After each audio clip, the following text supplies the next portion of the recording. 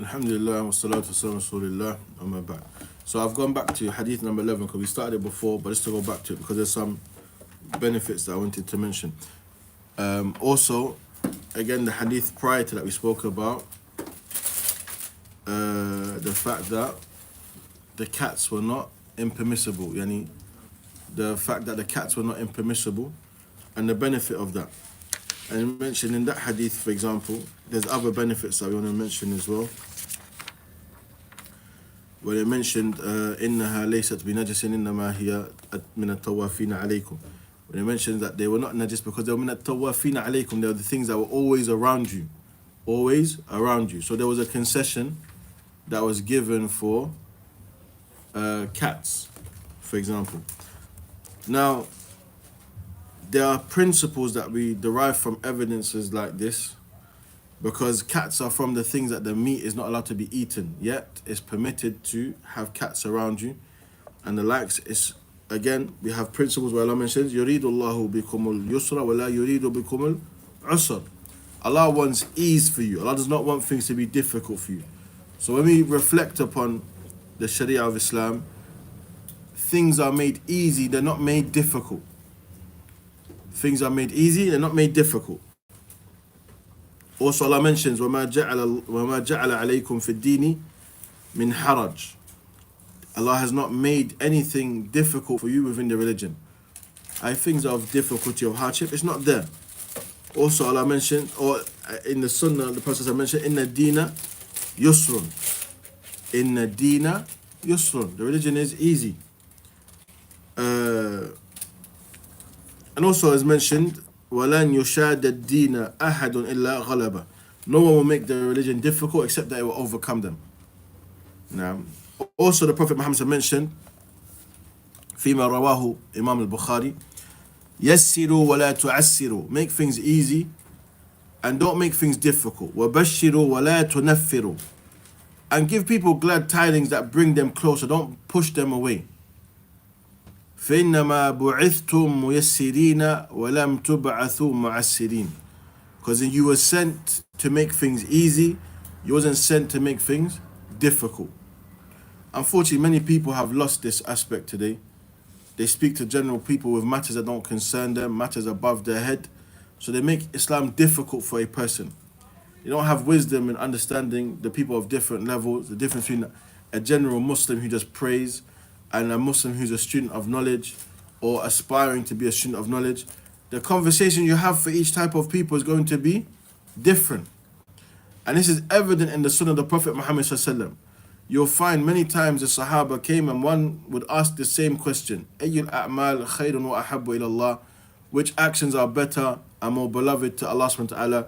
But the answer from the Prophet Muhammad ﷺ is not one. It's not the same for each person who came to ask him, showing that he observed and was aware of the circumstances of the one who was seeking advice. But unfortunately today, people don't understand this. They make things difficult for people. For example, a person who's just come to Islam now, they just started practicing. They may listen to someone who's not the best person to listen to. But this person, that which they publicly say won't cause harm to that individual. It's not wise to immediately warn this person until they have some principle. They're able to know, okay, yes, this is why I shouldn't listen to this person. Or you let them gain some steadfastness first.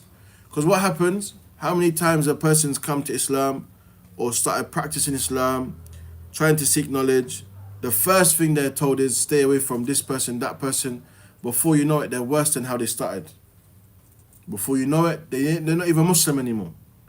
Before you know it, they're going with the worst of people. Why? Because they say all you do is turn people away, you're too harsh and the likes. Why? Because you speak to people that which they don't comprehend. So in that hadith is clear of how we should be as callers to Allah subhanahu wa ta'ala. Yassiru wa la tu'assiru. And the only way to make things easy for people is with knowledge. The only way that we can make things easy is with ilm, with knowledge. For example, كيف يسر الله علينا في السفر. How Allah has made things easy for us in times of travel. A person يقصر ويجمع الصلاة, that a person can shorten and combine the salah. الذي لا يعلم هذا, the one who doesn't know this, for example, they'll find difficulty. Or الذي يعني في السفر وفي مشقة السفر, a person's in the hardship of traveling, له أن يفطر الصيام ويقضي في أيام أخر. A person can break their fast, for example, and make it up in days later. Or different type of illness that a person may be excused from fasting. هذا كلها يسر من الله تعالى. This is all from ease. All of this is from ease. Even يعني أحكام الطلاق, for example, matters related to divorce. الطلاق في يد الرجل. The divorce is in the hands of man, but if the woman is in a situation where she's not able to be in, لها حق الخلع, she can seek خلع. Again, this is also from ease. This is also from ease. So Allah subhanahu wa ta'ala ما كتب علينا في الدين وما شرع علينا ما يحرجنا أو يشق علينا. Allah has not legislated anything that will cause us hardship or difficulty within Islam. Also, the next hadith that we're visiting again, the hadith of Anas ibn Malik رضي الله عنه قال جاء أعرابي فبال في طائفة المسجد فزجره الناس فنهاهم النبي صلى الله عليه وسلم فلما قضى بوله أمر النبي صلى الله عليه وسلم بذنوب من ماء فأهريق عليه متفق عليه. So هذا الحديث في بخاري ومسلم. I mentioned this hadith since this hadith is an example of the principle we just mentioned regarding making things easy and using gentleness, being gentle when it comes to an-nasiha, when it comes to correcting mistakes and giving advice. Again, a matter that is lost. Some people, they don't even advise, they just warn. There's no advice, it's straight warning against a person. Another thing that is lost, when they do advise, gentleness is missing. How can we not be gentle to someone who attributes himself to Islam when Allah subhanahu wa ta'ala said to Musa wa Harun فَقُولَا لَهُ قَوْلًا لَيِّنًا, to Fir'aun. Allah commanded Musa and Harun alayhim as-salatu wasalam to be gentle in their speech towards Fir'aun. And Fir'aun transgressed the worst of transgression. Yet Allah still commanded them to be gentle in their approach. So how is it among the Muslims we are not able to do this? هذا عيب. So he mentioned the Arabi, he came. والأعرابي هم يعني سكان البادية. They're from those who live on the outskirts, in the village, away from the people. لا يخالطون بين الناس إلا عند ضرورة والتجارة.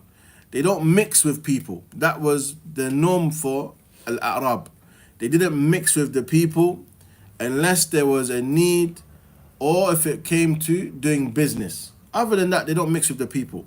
وَلِهَذَا كَانُوا يُعْرَفُونَ بِالْجَهَلِ. And for this, they were known for ignorance. أَمَّا الْيَوْمِ لَيْسَ كَذَلِكَ. As for today, it's not the case. مِنْهُمْ مَنْ يَكُونَ عَلَى الْعِلْمِ. Today you have from them knowledge because of the different means of accessing knowledge now without even having to mix with the people. فدخل المسجد واتجه طائفة من المسجد وبال فيه.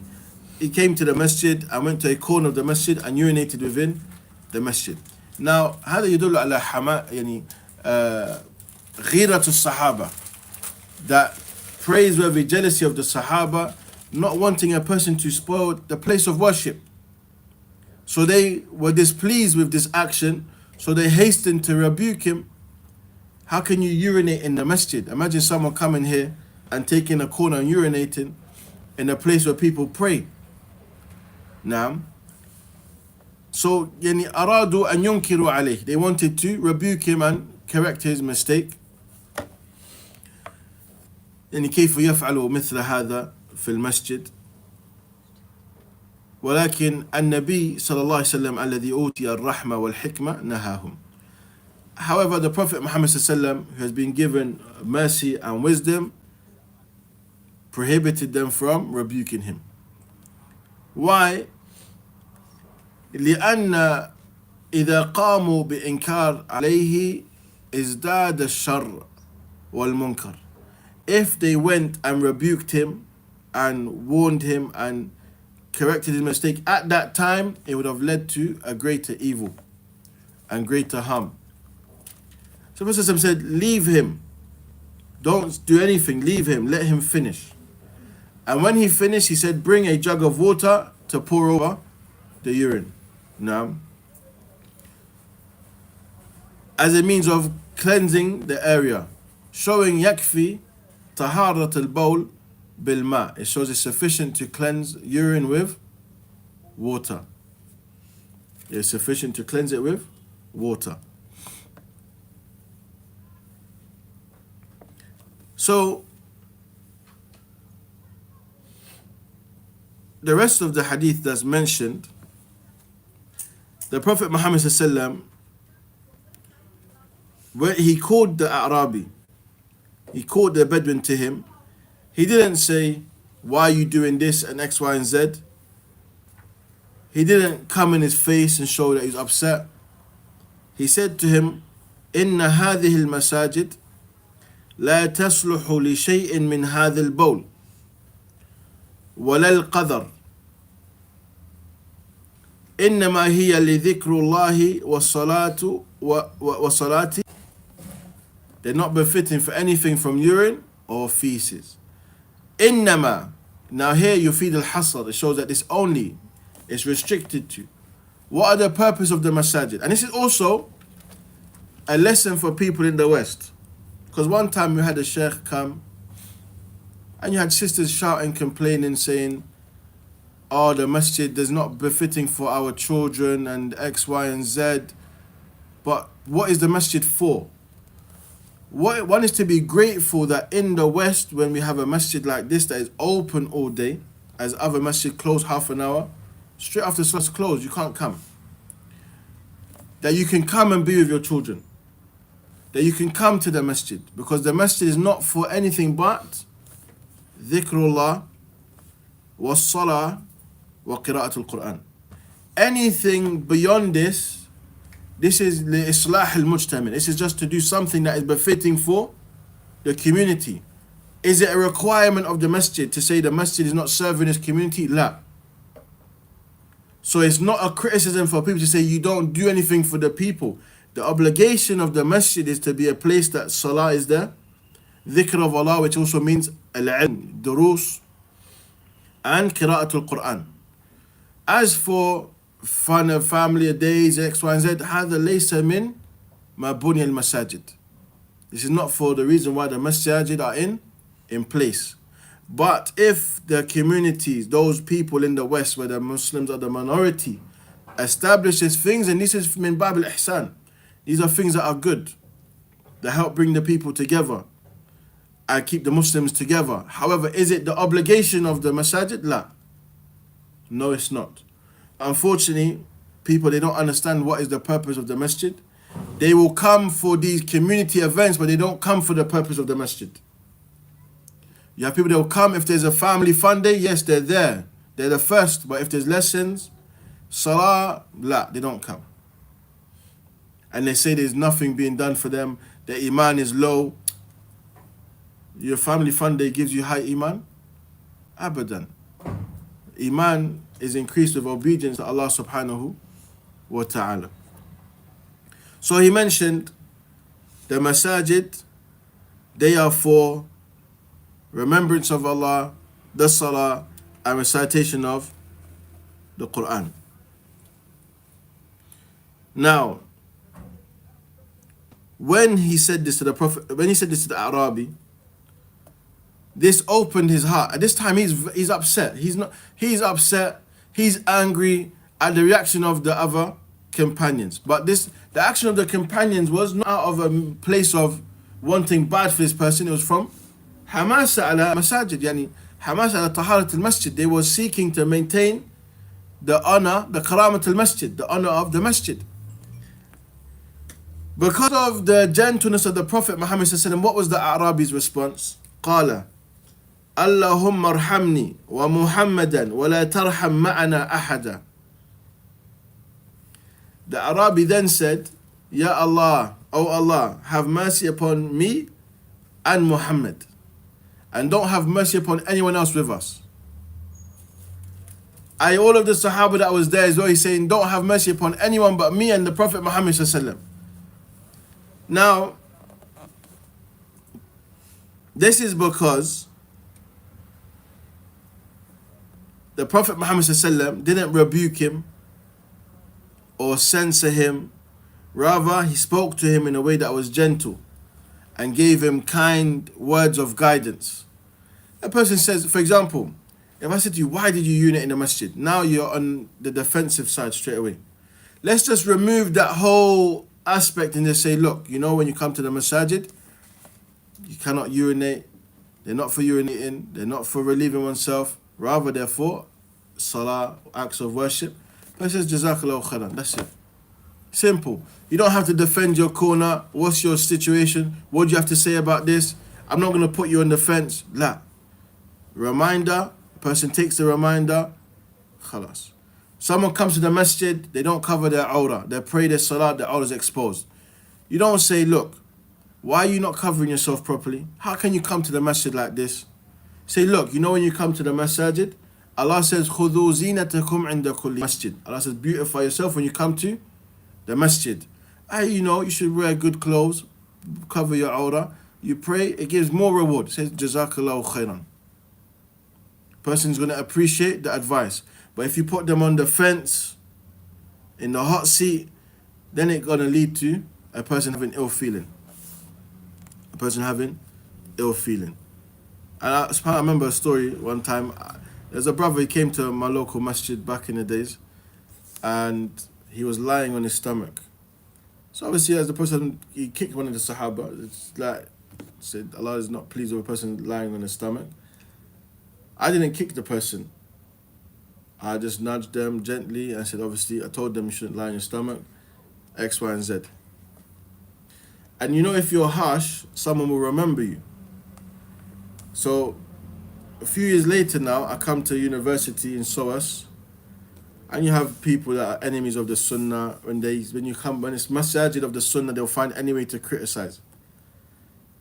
And obviously they're talking in a prayer room, and he said, what masjid from? I said, yeah, I'm from Brixton Masjid. He said, oh yeah, I remember I was there one time, and someone was harsh with me, telling me not to sleep on my stomach.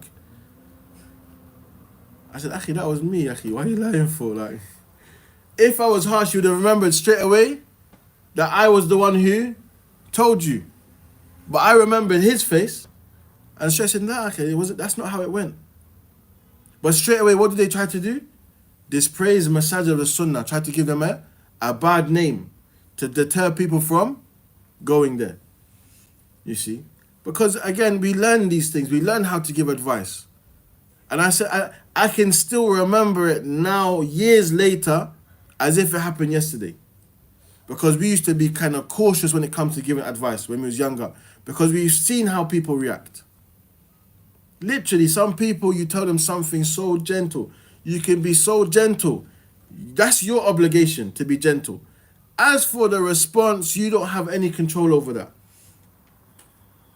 You don't have any control of how a person responds to your advice that's given to them. So again, I was like, subhanAllah, akhi la. It was me who said it, and I tapped you. I said, akhi, just obviously I told you. Simple as. And again, he was shocked. Because now, you try to fabricate something to dispraise or defame a place, which is a house of Allah subhanahu wa ta'ala. And that's why I said, when people are harsh, they will remember. They will remember, look how you dealt with me. You see? But again, we learn these examples from the Prophet Muhammad sallallahu alaihi wasallam. Advice is an obligation for those who are befitting to give advice and able to do so. Sometimes you're not able to give advice, so you ask someone else to do it on your behalf that may be more knowledgeable to address it in a situation that the people can hear of what is needed to be said. But at the same time, one should not be scared of a person's response to give advice. And when I was studying in Kuwait, and a thing that I would never forget, one of the students of one of the mashaykh said to me, صاحب السنة لا يخاف من أحد. A person of the Sunnah doesn't fear anyone. A person of the Sunnah doesn't fear anyone. You give advice, you just make sure you adorn yourself with the manners of giving advice. People are going to speak about you. People are going to try to defame your character. People are going to try and warn against you. As long as you understand that you are treading the path of the Ahlul Sunnah Jama'ah and your actions are for the sake of Allah subhanahu wa ta'ala, expect to be spoken about. Expect for people to try to defame your character. Expect it. Don't entertain it. There's two different things. Expect criticism, but don't entertain it. Advice, don't be arrogant. Everyone can be advised. But don't think you're going to tread this path, calling to Allah, calling to the Sunnah of the Prophet Muhammad ﷺ, and no one will say anything about you. They speak about Allah Azza wa Jal. They say Allah took a son. How can you expect them not to say anything about you? They said the Prophet Muhammad ﷺ was a kahin, a sorcerer, a magician. And Musa ﷺ, they said the same thing, magician. You see, that they were majnoon, they'd lost their faculties and the likes. Why? To defame them, to turn the people away from them. All your duty is to be truthful with Allah subhanahu wa ta'ala. Allah will be truthful with you. On the day of judgment, there's going to be prophets that come and they have no one with them. But does that mean because you didn't have any followers, that's a discredit to your character? La. How many people of misguidance? They have the most following.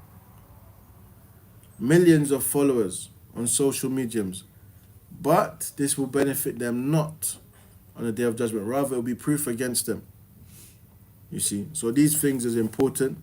When you see the likes of these hadeeth, even though it's talking about tahara, there are still other benefits of adab, manners, that one can benefit from.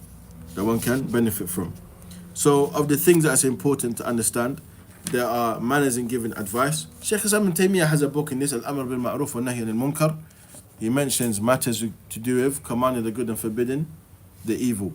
One should read these books to gain an understanding of, because sometimes you don't know. You may intend to do something correctly, but you just don't know how to do it. You see?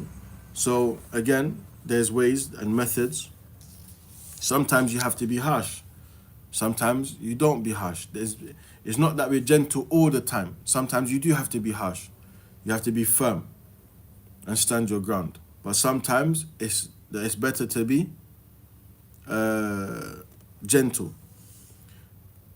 I'll give you an example. Downstairs, I spoke about it before, but for those who weren't there was a situation when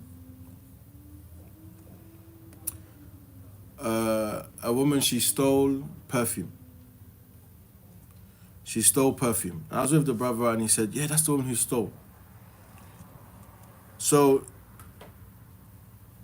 rather than just say, come here now, or where you going, or attack her, I spoke to her and I can tell she's influenced by alcohol.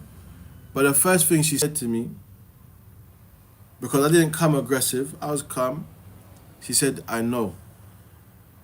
I'm sorry. I was drunk. This is not my normal behavior. I stole the perfume. So I said to her, which one do you want? I'll take it. Buy her perfume. And I said to her, please come and visit us and learn about Islam. The fact that even though she's still influenced by alcohol, she can still say, I did something wrong. I'm sorry. Even if I'm vexed that you tried to steal something from me, I have to look at the reality of the situation now. She's not denying. She's not trying to run away. She's accepting, yeah, I've done something wrong. I'm sorry. What do I do now? Do I make it worse? I have a choice. I can act as a Muslim should act and try to bring out the best of the circumstance, or I can act of my own personal ambition and desire. What do I get out of shunning her now? Because if Allah SWT can forgive all sins, at least I should try to be forgiven, hoping that Allah will forgive my shortcomings. You see? So when it comes to rebuking evil, you have to observe the circumstance. Because perhaps you will say something of goodness that will affect that person's heart. You hear stories that there was someone who came to a sheikh's house trying to rob the house. But then when they saw the response from the sheikh, they started to be close to the sheikh. The sheikh didn't say, how can you be close to me? You tried to rob me the other day. Took them and became students of knowledge. Their life changed. And all it takes is what? Good character. How many times did people have enmity towards the Prophet Muhammad ﷺ? They hadn't even met him. They've heard of him. He's a prophet. They don't want to hear that kalam. But then when they meet him, they have nothing but good to say of him. Or they met him with the intention to kill him, but they left being from his companions. That's Islam. You see? And it's a difficult thing, but it's something to aim for, that a person conditions themselves to have a character of Islam. You have your individual character of your way that brings people towards you, but on a general scale, my character should be that of Islam. It doesn't mean you're going to get it right every single time, but it's something that a person aims for, they work towards. And of that, it comes with knowledge. Again, just as we study fiqh and aqidah, of the things that's important for a person to study is also al-adab, manners. That they're able to have the correct manners as a Muslim.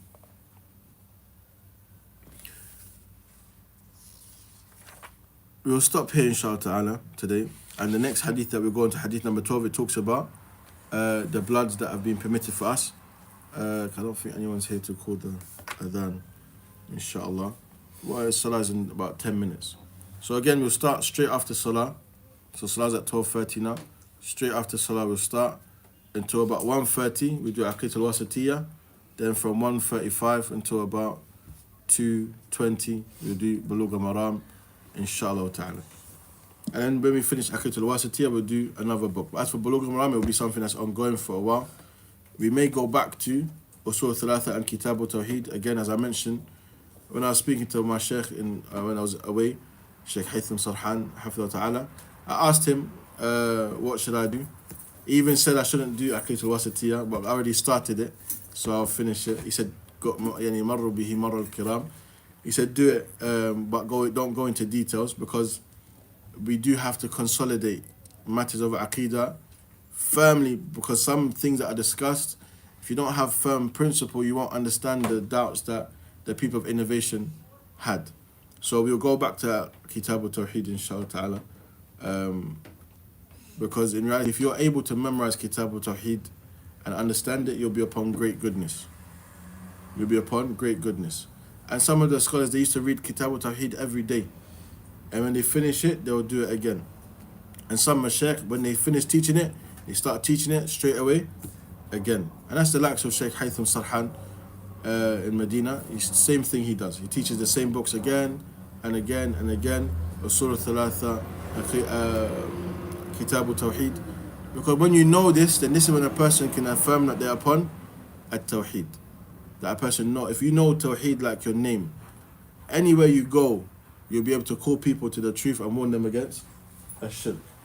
But we'll stop there inshallah ta'ala. جزاكم خيرا وصلي وسلم على نبينا وحبيب محمد وعلى آله وصحبه أجمعين. السلام عليكم ورحمة الله وبركاته.